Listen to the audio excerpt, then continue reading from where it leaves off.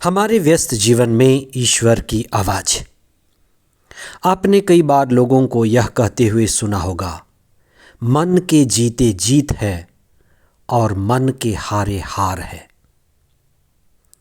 जो व्यक्ति जीतना चाहता है और जीतता है, वह पहले मन में जीतता है, और जो मन में जीत लेता है वह कामों को, घटनाओं को, क्रियाओं को जीत लेता है। लेकिन जो मन से ही हार जाता है, मन से टूट जाता है, उसके सारे काम, उसकी सारी योजना विकृत हो जाती है। इसलिए आध्यात्म में मन को स्थिर रखना, स्थित प्रज्ञा बहुत जरूरी है। कैसे हम मन को स्थिर रखें, प्रभु में रखें और अच्छाई और सच्चाई में बढ़ें, इस पर आज हम चिंतन करें। 5वां सामान्य सप्ताह 11 फरवरी 2026 बुधवार।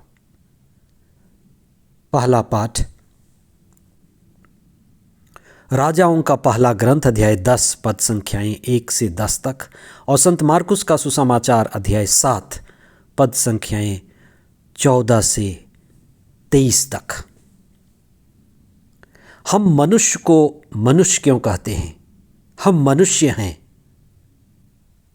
मनुष्य वह है जिसके पास मन है। मनुष्य में मन सबसे महत्वपूर्ण है, क्योंकि मनुष्य को मन एक ऊंचाई देता है, चेतना एक ऊंचाई देती है। और जिस भी व्यक्ति का मन शुद्ध है, अच्छा है, स्वास्थ्य है, वही व्यक्ति श्रेष्ठ व्यक्ति है। इसलिए मन का अच्छा होना, ऊंचा होना, श्रेष्ठ होना, बुद्धि और विवेक पूर्ण होना मनुष्य को एक अलग ऊंचाई का स्तर देता है।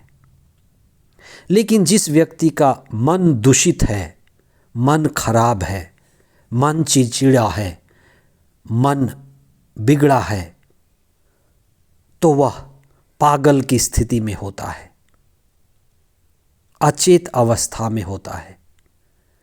इसलिए आज के सुसमाचार में ईसा ने अपने शिष्यों को और लोगों को ये बात बताई कि तुम समझो, जान लो कि मनुष्य को कुछ अशुद्ध करता है, वह बाहर का नहीं, भीतर का है। जो भीतर से आता है वही मनुष्य को अशुद्ध करता है। इसलिए मनुष्य को अपनी मनुष्यता बनाए रखने के लिए, इंसानियत बनाए रखने के लिए खुद को समझना जरूरी है, स्वयं को समझना जरूरी है। इसलिए आत्मज्ञान जरूरी है, आत्मबोध जरूरी है, बुद्धि और विवेक को विकसित करना जरूरी है, और इसके लिए मन को समझना जरूरी है। बुद्धि, विवेक, विचार, चुनाव, ये मन से जुड़ी हुई बातें हैं और मन में घटने वाली बातें हैं। जब ईसा कहते हैं कि जो अशुद्ध चीज़ें घटती हैं वह अंदर से जुड़ी हैं, तो अंदर से कहने का मतलब क्या है? हमारे मन की बातें, मन की चीज़ें, मन की घटनाएं। मनुष्य के पास मन है और मन गहरा है। आप मन के स्वभाव को जानें, मन की स्थिति को जानें। एक होता है चेतन मन, जागा हुआ मन, प्रकाशित मन, जिसके द्वारा हम सोचते, विचारते, काम करते, निर्णय लेते, चेतन मन। लेकिन मनुष्य का केवल चेतन मन नहीं है, मनुष्य के मन की कई स्थिर स्थिति है, गहराई है, कई तल्ले हैं, कई खंड हैं। इसको हम अवचेतन मन कहते हैं। वर्तमान में मनोविज्ञान इस पर बहुत गहरी बातें करता है।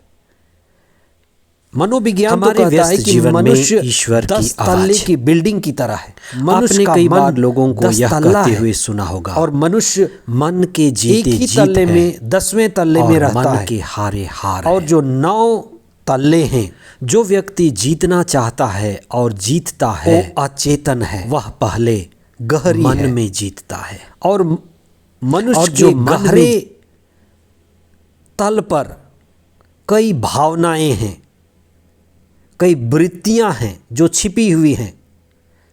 अचेतन अवस्था में भावनाएं छिपी हुई हैं और कई भावनाएं जो अशुद्ध हो सकती हैं, लोभ की, मोह की, मत्सर की, अशुद्धता की, हिंसा की, आलस्य की, ये सभी वृत्तियां मन के गहरे तल पर छिपी हुई हैं। जो व्यक्ति अचेतन है, होश में नहीं है, वह अचेतन अवस्था में जीता है।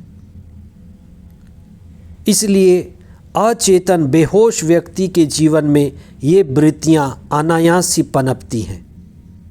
जो अचेतन होगा वह अत्यधिक क्रोधित होगा, जो अचेतन होगा वह मोह में गिरेगा, अशुद्धता में गिरेगा, बुरी आदतों में गिरेगा। इसलिए मनुष्य जो चेतनशील है वह खुद को बचा लेता है, लेकिन जो अचेतनशील है वह सबसे पहले अपने मन को बर्बाद करता है। इसलिए जो शराब पीता है उसका सबसे पहले मन विचलित होता है। जो एक दिखता था वो 2 दिखता है, जो सुंदर नहीं था वो सुंदर दिखता है। मनुष्य का मन चेतन से अचेतन बेहोशी में चला जाता है। वहाँ से बुरी वृत्तियाँ उत्पन्न होती हैं और वो हमें पशुता के बराबर बना देती हैं। इसीलिए हमें चेतना में जागने की ज़रूरत है। इसीलिए ईसा कह रहे हैं कि जो व्यक्ति में अशुद्धता आती है, बुराई आती है, वो मन के गहरे वृत्तियों से आती है। आप इस पर चिंतन करें। अगर हम अचेतन हैं तो हम पशु की अवस्था में होते हैं। शराब पीकर नशे में हम पशुता की स्थिति में आ जाते हैं। लेकिन जब हम चेतनशील हैं, प्रार्थना में हैं, होश में हैं, हम दूत की तरह हो जाते हैं।